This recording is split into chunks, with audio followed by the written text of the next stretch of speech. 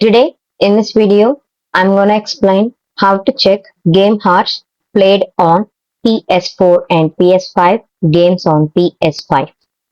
Go to profile icon. Now press the X icon from the controller. Now click on profile. Then go to games. Go to any game. Then go to left bars with arrow icon. Now click on sort by. Then select it as most played. Then go to bars icon again. Then click on sort and select game name.